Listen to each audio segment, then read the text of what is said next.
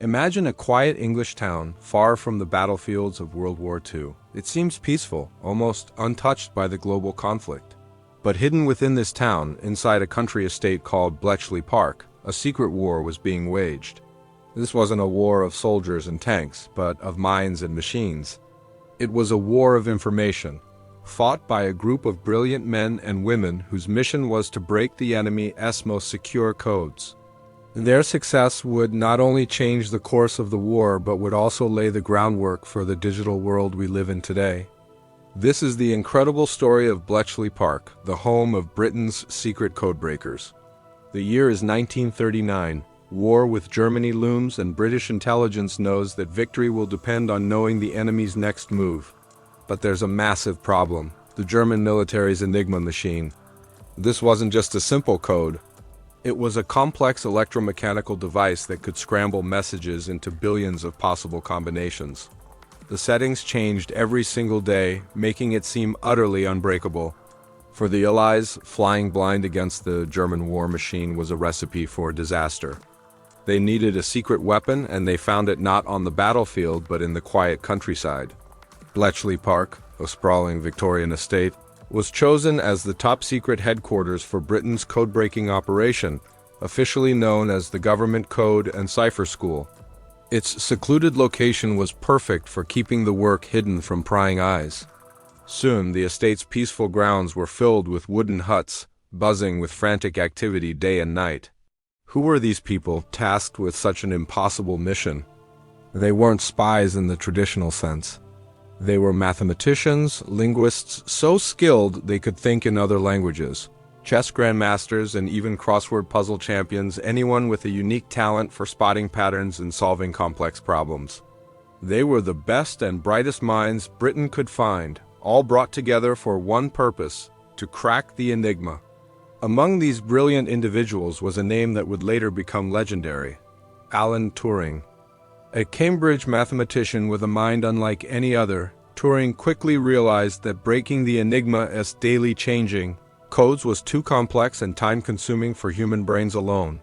The machine had to be fought with another machine. So, Turing and his colleague Gordon Welchman designed an electromechanical device called the Bombe. This incredible machine wasn't a computer in the modern sense, but it was a revolutionary step towards it. The Bombe could rapidly test thousands of possible Enigma settings, mimicking the German machine's own internal wiring to find the correct key. It was a brute force approach on an industrial scale. Thanks to the Bombe, a code that might have taken a team of mathematicians months to solve could now be cracked in a matter of hours. Alan Turing's genius had given the Allies the key they desperately needed. And in doing so, he took the first giant leap toward modern artificial intelligence. Life at Bletchley Park was a relentless, around-the-clock operation. The codebreakers worked in grueling shifts, intercepting German radio messages, punching them into the bomb machines, and waiting for the telltale click that signaled a potential breakthrough. Once a key was found, the real work began. The intercepted messages, now just a jumble of German letters, had to be translated and analyzed. The information they contained was pure gold.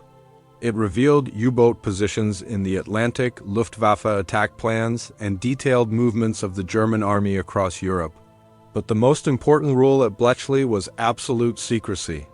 The staff couldn't breathe a word of their work to anyone, not to their friends, not to their parents, not even to their spouses. They lived double lives, telling the world they were doing mundane clerical work, all while holding the fate of the free world in their hands. A single leak could render all their efforts useless and cost countless lives. The pressure was immense. But the Enigma wasn't the only code they had to worry about. As the war progressed, the Germans developed even more sophisticated encryption systems. For high-level communications between Hitler and his top generals, they used the Lorenz cipher.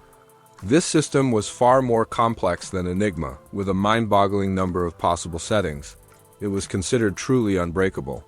But the codebreakers at Bletchley Park were not ones to give up. Led by engineer Tommy Flowers, a team designed and built the world's first programmable electronic digital computer, Colossus. This machine was a behemoth, filling an entire room. It used over 1,500 vacuum tubes and could process information at speeds that were simply unimaginable at the time. Colossus was a game changer. It allowed the Allies to read Hitler's most secret messages, giving them an unprecedented insight into German strategy. This incredible machine, built in total secrecy, marked a pivotal moment not just in the war, but in the history of technology. The intelligence gathered at Bletchley Park was given the code name Ultra. This information was so valuable that it was shared only with the highest levels of Allied command, including Winston Churchill and General Eisenhower. Ultra intelligence was critical in almost every major campaign of the war. It helped the Royal Navy hunt down German U-boats in the Battle of the Atlantic, saving vital supply convoys from destruction. It guided Allied landings in North Africa and Italy. And most famously, it played a crucial role in the success of D-Day. Thanks to Ultra, the Allies knew the Germans were expecting the invasion at Calais, not Normandy. This allowed them to deceive the enemy and gain a crucial element of surprise on the beaches. Historians now widely agree that the work done at Bletchley Park shortened the war by at least 2 years, saving an estimated millions of lives. When we think of Bletchley Park, names like Alan Turing often come to mind.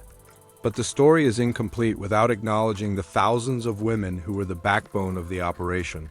In fact, women made up about 75% of the workforce. They were the ones operating the Bombe and Colossus machines, translating intercepted messages and managing the vast flow of information.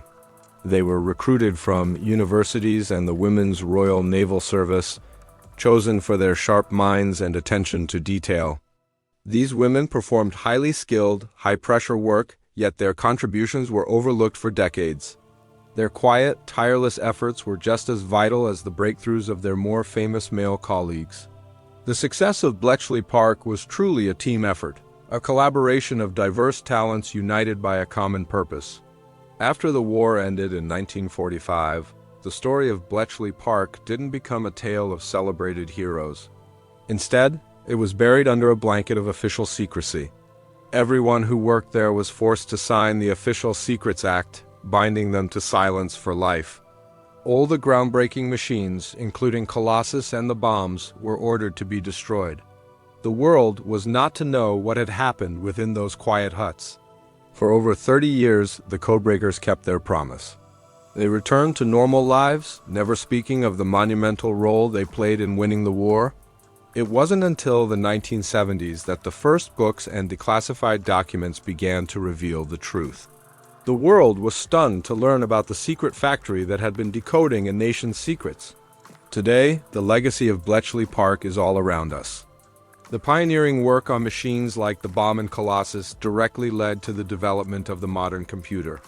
Alan Turing's theoretical concepts on computation and artificial intelligence became the foundation of computer science. The techniques they developed for analyzing vast amounts of data are the ancestors of today's data science and cybersecurity. Every time you use a smartphone, a computer, or the internet, you are touching a piece of Bletchley Park's legacy. The Codebreakers didn't just win a war, they inadvertently launched the digital age. Thankfully, Bletchley Park was saved from demolition and is now a museum, a living monument to the incredible people who worked there. Visitors can walk through the same huts where history was made, see a rebuilt bomb machine in action, and even marvel at a working replica of the colossal Colossus computer. The museum tells the stories of these ordinary people who achieved the extraordinary, working in secret to solve what seemed like an impossible puzzle.